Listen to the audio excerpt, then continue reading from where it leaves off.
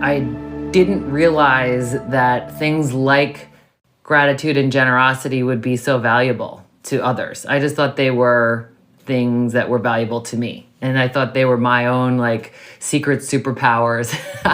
And then the more I researched it, and that's the other delightful thing, is this actually has been scientifically proven to be good for us. It's good for our minds, and it's good for our bodies and our relationships, and just everything about gratitude and generosity is good for us. Hello, everyone, and welcome to Crazy Good Turns, the podcast that celebrates and recognizes people who do amazing things for others. And I'm your host, Frank Blake. In this episode, we're going to introduce you to Shannon Cassidy.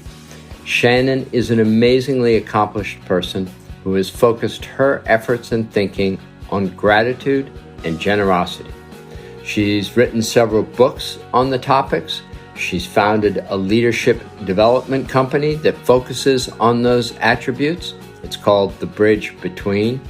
And she's the host of the Return on Generosity podcast.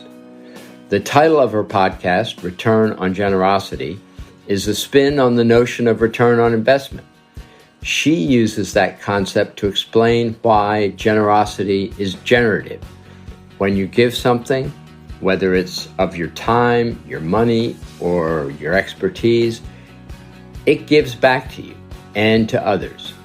Today, you'll hear about how Shannon took the leap and left a successful corporate career to launch her leadership training business.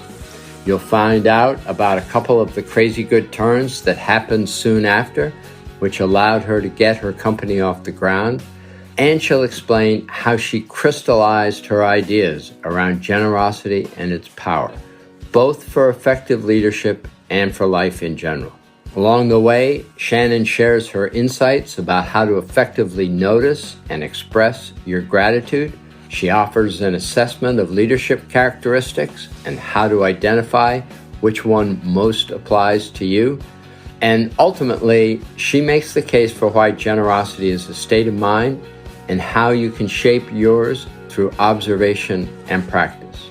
I think you'll get a lot of value out of this conversation. So let's get to it. Here's our discussion with Shannon Cassidy of Return on Generosity. So I'd like to start with your podcast. What made you decide to start a podcast? It's a great title, Return on Generosity, and I'd love to hear what was the journey to starting the podcast. Yeah, thanks. I think I was just curious to know, how do people see generosity? I was actually looking to validate my opinion that it's really relevant and it's a topic that's expansive, and it has in fact proven that to be true. And then I was considering writing another book and realized people just don't read anymore, or at least they don't read long form, but people like to multitask and do things like while they're mowing the grass or cleaning the house or driving around. So I thought if I could give them some thought leadership to consider, it's very similar to your podcast in that the intent is to remind people that people are good and there are multiple ways for us to make a contribution and everybody's a leader. And so I thought a podcast would be a fun thing to try. And then the pandemic happened and it was really the perfect medium to communicate with people. So I'm curious, what do you think you've learned about generosity or learned generally from the show that surprised you or that you might not have learned otherwise? Yeah, well, it was validating, like I said, in a lot of ways. But then I think the way in which people exhibit generosity is something that I was hoping to learn and I have learned. And it's very much around people's intent to be a contributor or to really try to support the well-being of others. And I've learned that it's the small things that matter. Like when I ask people for the examples of where they see generosity at work, you don't often hear that they started this new department or they, made this massive impact. It's very often these subtle, somebody gave me an opportunity or somebody gave me this critical feedback, or I was able to offer someone this opportunity, and that has launched them into this whole new thing. So it's very often these very small, subtle things that don't seem to be a big deal at the time, but then they really have that lasting impact on the people that I've had as guests. It is always surprising how some things that are small from one perspective are large from another and make such a difference. It's worthwhile remembering. And for people who are kind of curious about a podcast titled Return on Generosity, are there a couple of the episodes that you'd recommend for folks to start with? Oh, either yeah. Favorites or just the best expression of the podcast? I have a lot. In fact, and I'm not saying this just because it's you, but your episode is terrific. And people who already listen to Crazy Good Turns know your style, but they may not have heard your thoughts on this topic specifically from your experience. So your episode 98, and the title of your episode was You Get What You Recognize and Celebrate. And I have used that term so many times since you shared it with me, Frank. So I think that's a good one. And then there's also episode 102 is Dr. Leanne Davey, and she talks about the cardinal rules of conflict. And she's one of those thought leaders that just gives you lots of tools and strategies and frameworks. So even in that 30-minute episode, she packs it in. And then episode 100 with Dolly Chugg is another one where she talks about nostalgia and looking back at our past, and her new book, A More Just Future, is what she's referring to. But it's just really interesting thought leadership. Oh, I love it. That's terrific. And for our listeners, Shannon does an even better job, I think, than we try to do of keeping content pretty short and focused and punchy. So those are, particularly the latter two, great recommendations. Also for our listeners, maybe a bit of a description about you. And, so what should people be knowing about you? Oh, thanks. Well, professionally, I have an organization called Bridge Between, and there are 3 services that we offer: executive coaching, facilitation, and there's a load of things that fit in there, like mentoring programs and team development, offsites, and then keynote speaking. And so those are the 3 services that we offer, and we're very focused on large corporations. Very often they're international corporations, and trying to find those opportunities for people to find their potential. Like our tagline is connecting potential to performance. And I know that sounds like cliche, but it's really exactly what we try to do, is discover what is possible with this group of people or this individual or for this organization. And then what are the tools and strategies that we have that we can help enable that. So this is a business basically you founded, correct? Yes. Yeah. In 2000. So take us through a little bit, because I was part of an organization that was very much a founder. You could see the founders, in this case, Bernie Marcus and Arthur Blank and Ken Langone, very much written into the organization's DNA. Tell us a little bit about the founding story. What got you to found a business? Yeah. So I was in corporate America prior to this. We were living in Boston, Massachusetts. My husband got a promotion, which was moving us to Philadelphia. So it was more like a circumstantial type of reason. But I thought, I've always given 110% to wherever I'm working. And what if I was able to do some inventory of my own strengths, and what are the things that I would love to do that I wouldn't consider work? And how could I make a bigger contribution? Because I realized that at the companies that I worked for, I think I made a difference, but I don't know that I was really leveraging my strengths to the extent that I thought I could. And so I never heard of coaching back then. I mean, coaching to me was something that you experience as an athlete. But I heard about executive coaching and leadership coaching, and it just really resonated as something that I felt like I did just naturally. And then team facilitation and group facilitation is also something that I just like to do. So I got a loan from my grandfather. And he's a Polish immigrant. And I remember when I finally got to try to pay him back 10 years later, or it was more like 5 years later, he refused it. And he said, you are living the American dream, and I really want you to put that into your business, try to, make a bigger difference. And so that's really how it all started. And was there anxiety associated with this, or was it pretty, oh, I already had my clients lined up before I started the firm? Yeah, that's a great question because, I started this in 2000. Again, my husband got promoted and transferred, so I was feeling kind of fortunate in that I felt like I had time to really build on my marketing and my logo and all those fun kinds of things. But then my husband got laid off shortly there. It's like, I would say 6 months after we moved, and then 9/11 happened. And at that time, I was pregnant with our first child. So there was a lot of pressure to really take this up a notch. And I think as hard as that was at the time, I think it really helped me to get very focused and clear about what is the difference I can make, who could I serve, how can I do this, and what am I worth? I think that was another thing that I really had to figure out is what my value is. And I think I was underselling myself prior to that. And so it was a catalyst. And then I was able to lean back on those experiences when 2008 happened and then when 2020 happened.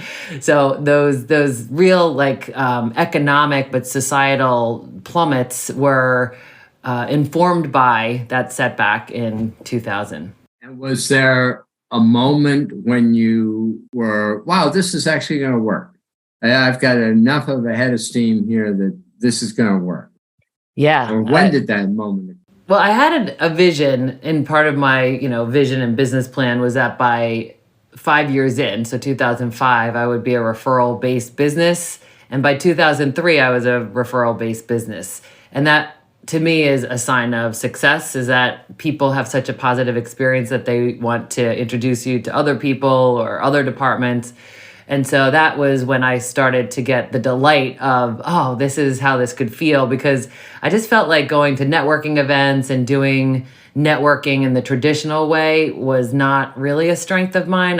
Because I really value authenticity, and not that people who do that well are not authentic. I just think that the best way to refer me is to experience my work and the kind of impact that they have from the kind of coaching or team facilitation. And it's interesting. I've looked some on your website and what you do, and one of the things you talk about is helping people turn good intentions into action. And first, is that correct? And then second, give our listeners some notion of how you would do that and how you facilitate people to accomplish that. Yes, I absolutely do that. That's a major focus of mine. I talk about behavioral modification and change as one of my areas of expertise. And I think it's first starting off with self-compassion and understanding that people don't change in quantum leaps. People change in baby steps. All of us do. We are creatures of habit. We've heard it said, since Aristotle, that excellence then is a habit, not a skill, right? I mean, we know that. So if we kind of pay attention to how do we change then, I think of it as 5 degrees, right? I have a book called The 5 Degree Principle, How Small Changes Lead to Big Results. And that 5 degrees is because 5% of our behavior is self-regulated conscious behavior. 95% is that autopilot, just running on our habits. And so for people to think that they have willpower is really just a misunderstanding. Like, we don't have a lot of willpower. So for us to think about change in incremental steps, that's the way for us to get into action. And I think that very often we have great intentions. We really do see what's possible. We do have a vision, but then we get disappointed in the lack of progress that we see or the setbacks that we experience. And I think it's just because we're trying to go too far too fast. And it would be best if we thought, well, what would be one thing I could do differently today that would make a change? It's actually fascinating how often we don't connect our intentions with actions. I mean, we intend to do this, but we actually don't do it. And then we're surprised at where we end up. And I think that's really disappointing and a very familiar feeling for all of us. So to avoid that disappointment, we should be a little more thoughtful about what we're committing to right away, or maybe take that big vision and back it up into what could we practice today. And you're just focusing on that 5 degrees, master that 5 degrees. And Right. that makes huge changes. Absolutely. And to pick a new habit a month even, because generally speaking, it takes 21 days to instill a new habit. There's a great book by James Clear called The Atomic Habit. If people are listening and really wanting to get their arms around this concept, I think he does a brilliant job explaining that. But for us to just think, okay, what's one thing that I want to accomplish in this month? And how could I measure that? And what would that look like? And what's the result? Who's going to hold me accountable?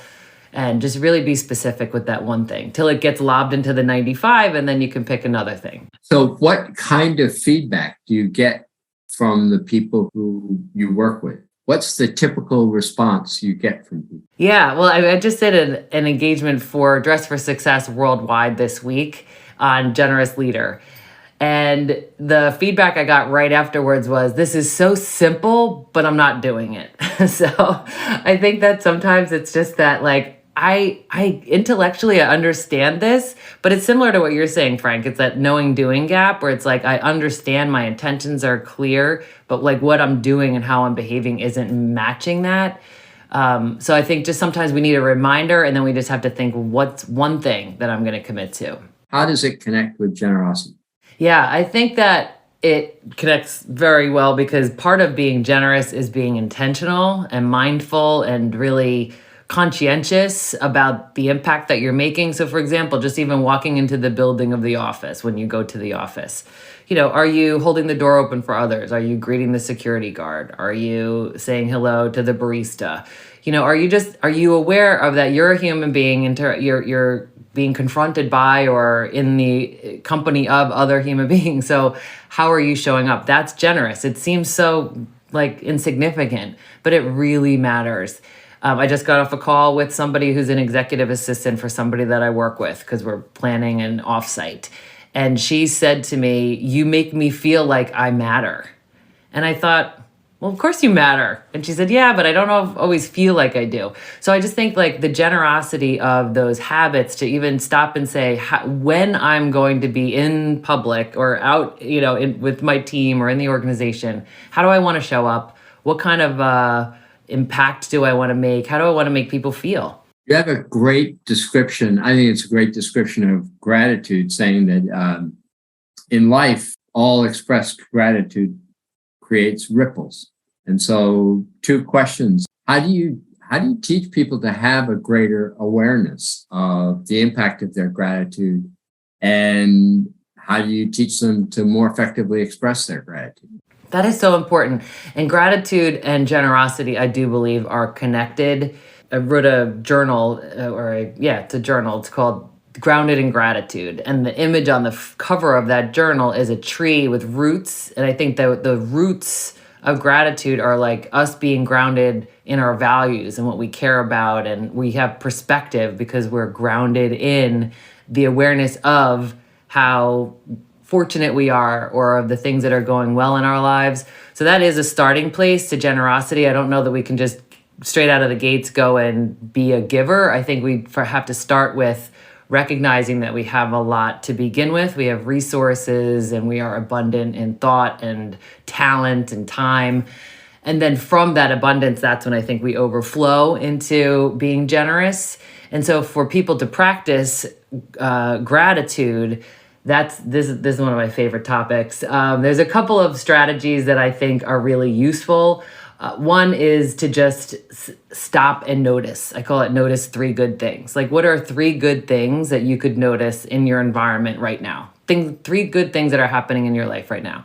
Another one is called savoring, because there's this concept called hedonistic adaptation, which is that we kind of lose our appreciation for something over time. So picture like a piece of cake.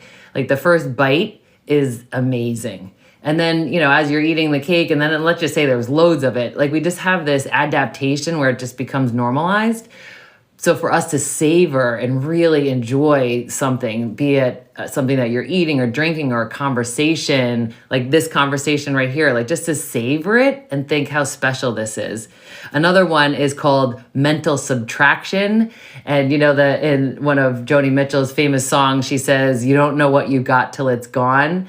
Well, that mental subtraction is to like consider what if I didn't have this in my life? Like, what if I didn't have this relationship? Or what if I didn't have this, whatever, fill in the blank?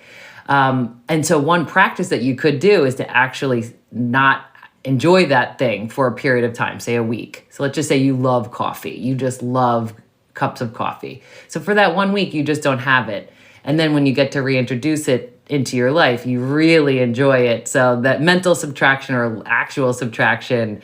And then lastly would be journaling. And like I said, I have that journal grounded in gratitude, but it could be any old notebook, anything, just to jot down. I like to do it at the end of the day. Some people like to start their day with their gratitude practice, but just to force yourself to think about, like, what am I grateful for right now? And then again, back to that simplicity. Sometimes when you go back and audit your journal, you realize that a lot of your captions are these subtle little things that were delightful, and you captured it and then you could remember it. So when you started your business, did you have this all in mind, or has much of it arisen over time?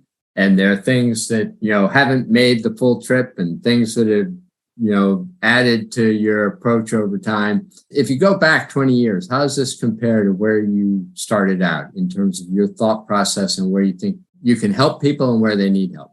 I so appreciate that question because I have not thought about that. But in just off the top of my head, I would say I didn't realize that things like gratitude and generosity would be so valuable to others. I just thought they were things that were valuable to me. And I thought they were my own secret superpowers. And then the more I researched it, and that's the other delightful thing, is this actually has been scientifically proven to be good for us. It's good for our minds, and it's good for our bodies and our relationships, and just everything about gratitude and generosity is good for us. So that was a wonderful thing to discover.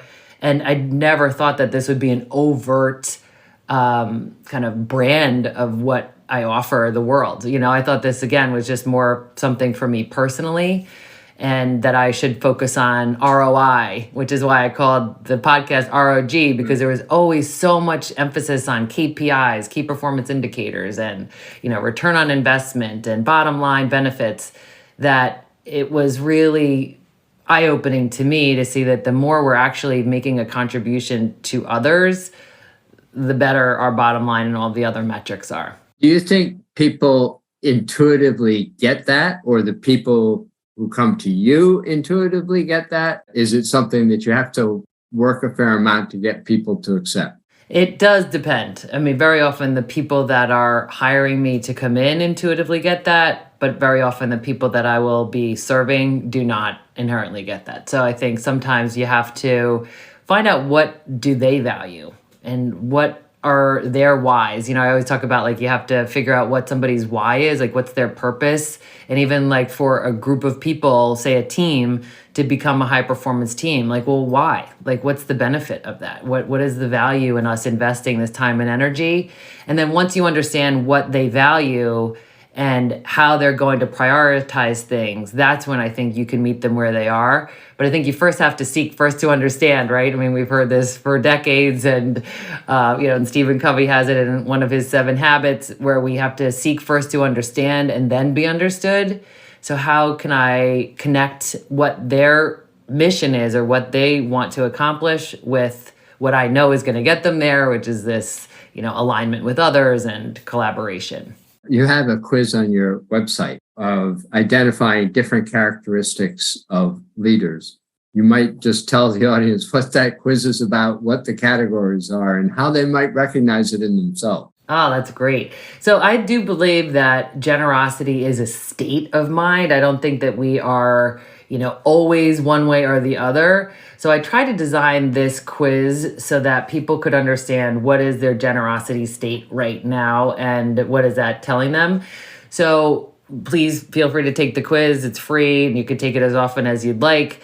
And so in this quiz, there are 3 outcomes. Like the SAT, should we think we improve over time as we take the quiz more? It would be interesting to see if you get, I would say, the most generous outcome. And then someday, if you're feeling like you're just exhausted, if you get what we would describe as the least outwardly generous outcome, but it's a signal that the person that you need to be most observant of or tender love and cared toward is yourself. So the least generous outwardly style would be the go CEO, and that style is a person who's running on empty. They're breathless. They're spread really thin. And that person really needs to allow themselves some attention and give themselves some care.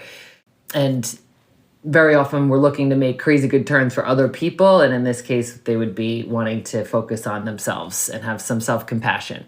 And then the wholehearted observer is the next classification, I suppose, where it's similar to what you and I were saying, that this person sees what needs to be done, but they aren't really doing anything. They know that there's poverty. They know that there's health inequity and social injustice and political differences. And they get overwhelmed by all the need out there. And so they're not doing anything. So somebody like that, their best step would be to just take one action or to get clear about what's the thing that I care about the most or where I think I can make a difference, and then go do something.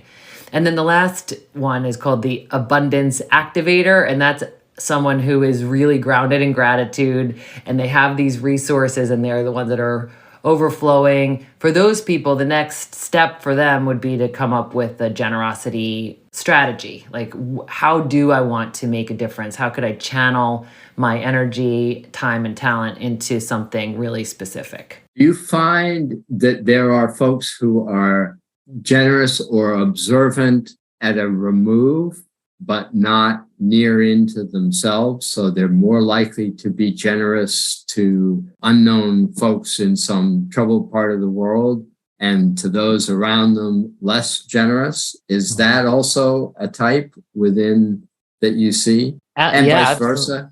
For sure. I do. I do see some people who are very like global minded, where they're, mission trips and all of that, but they could be the person who unintentionally shuts the door in somebody else's face right behind them, right? They may just not be as congruent in their day-to-day life. I mean, because we're human. We definitely don't always get it right.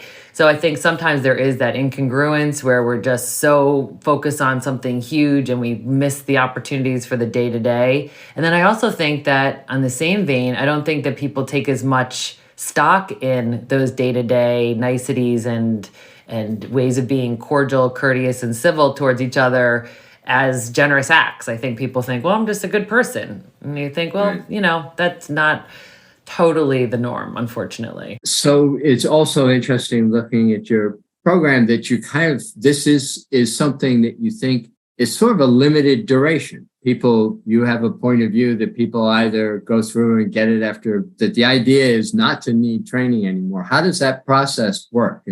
You're not designing something where you're there whispering in someone's ear for a long time. Right.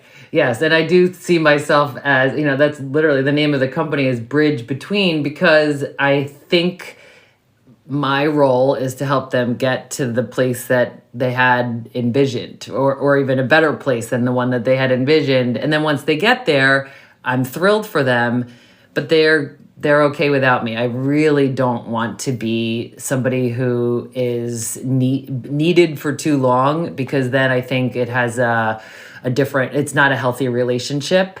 I do see myself as a catalyst, like somebody who's helping to encourage and launch people to that other side. And when they get there, ways that you can measure that progress, because it is a little bit frustrating that we don't have specific tangible metrics that we could analyze. So sometimes it's just like, I won't feel like this anymore. How do we measure that?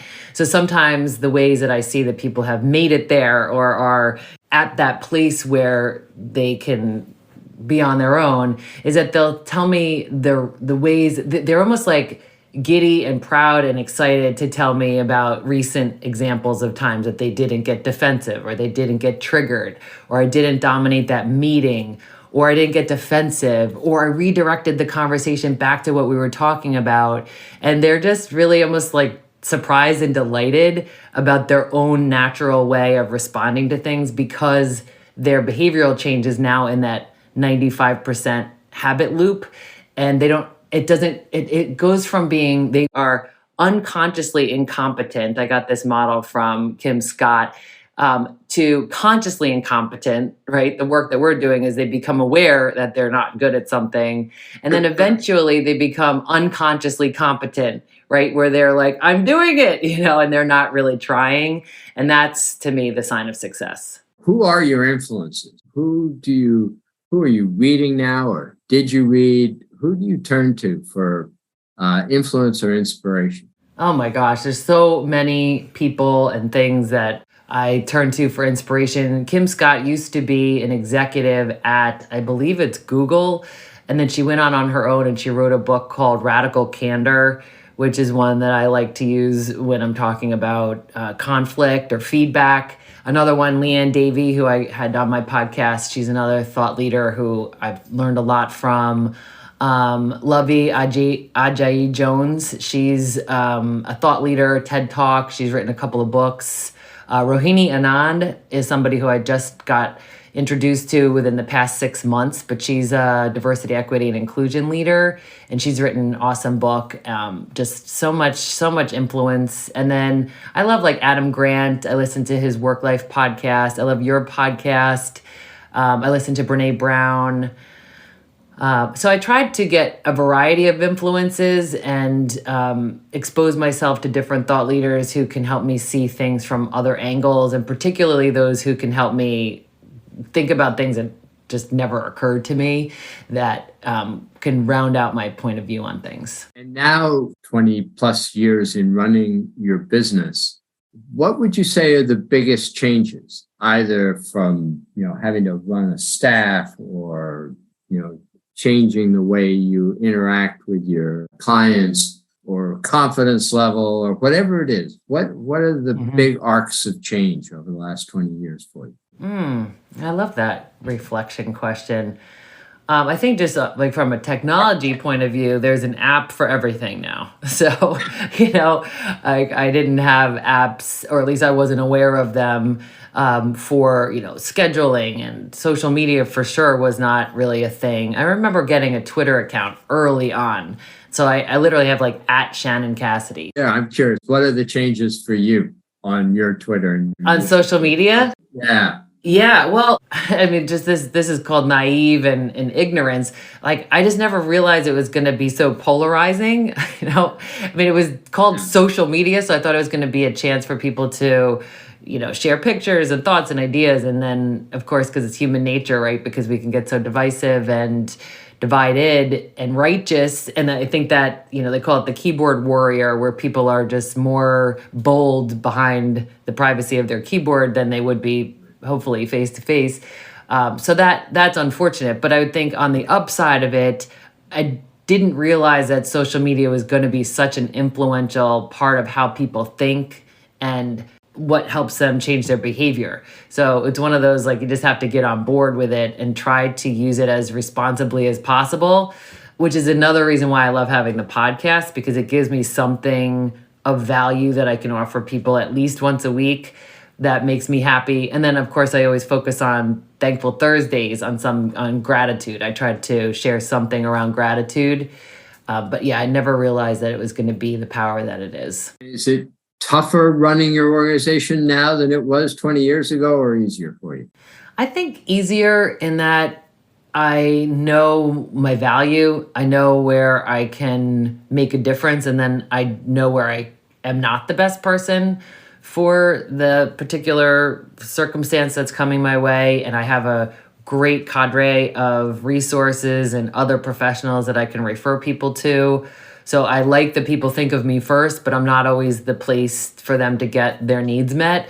So I think that clarity of like what I do and what I don't do, and then who else I could refer people to, has made life a lot easier. So I always ask this of our guests: who's done a crazy good turn for you? I was just thinking back to, who are these people in my life that I so value, and how did I get to meet them? And that's a really fun exercise for us to think about. So like my husband, I met through my sister. And then this individual, Philemon Lopez, was the first person, once I started Bridge Between, was the first person to give me an opportunity in the cable telecommunications industry. So I very often think about somebody like Philemon, who took a chance on me. He didn't know me from anyone. and just Really? decided to let me, do some coaching work within Comcast. And then that has snowballed into this really great relationship that we've had for 23 years. That's great. And what do you think prompted that?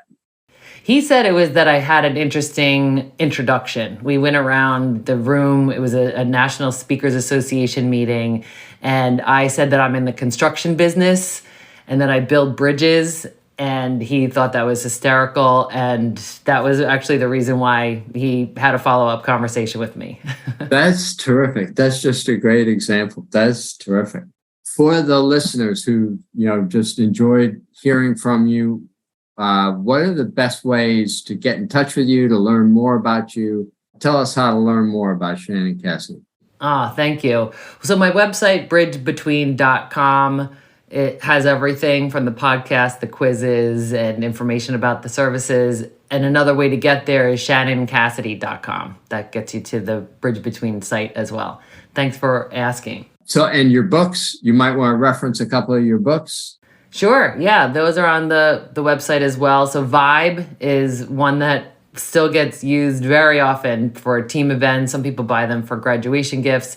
So it's an acronym: values, interests, beliefs, and energy sources. So Vibe, then the 5-degree principle that we spoke about, and grounded in gratitude. You working on another book?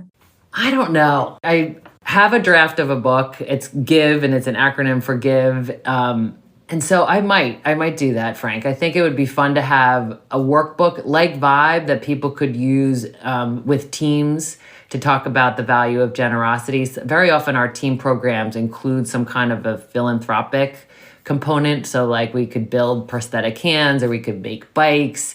And that is always the highlight of everybody's experience, is what we're doing for someone else, which is exactly why we grow when we give, is like a echoed mantra on ROG, because people do tend to find joy from making a contribution to others. So I think writing a book that would be something that could live on and that people could facilitate without me being there would be a really interesting thing to create. So for the last question, because I do love the phrase that, as you say, is a bit of a mantra, the grow as we give our listeners a little bit of the background on that and how they should think about that. Yeah, so on ROG, we open and close with "we grow when we give," and I had a bunch of friends and colleagues record their voices saying those words. And I think it's similar to what we were saying about gratitude is where we start, right? It's the growing in gratitude. But from that place of recognizing that we have more than enough and that, we have that mindset of like, wow, I have all of these resources. I think that we want to find ways to channel that abundance, and then we make a contribution in any size form. And I think that's how we grow. I think that's how all of us get to experience the joy of life and get to see the impact that we can make on others. I don't even know that we realize how significant we are until we make a difference in somebody else's life. And then we think, oh my gosh, I have this power, and it's a really beautiful thing. So I think for people who are out there trying to pursue happiness, I just think that the get in there card, the ticket to win is generosity. Awesome. And a perfect punctuation point, exclamation point at the end of this. Shannon, thank you so much for being a guest. And I urge everyone to listen to your podcast and visit your site and keep in touch with you. So thank you very much. Thank you, Frank. Well, I hope you enjoyed that conversation with Shannon Cassidy. There was an awful lot to learn from in her comments. As always, I want to thank the team that makes Crazy Good Turns possible.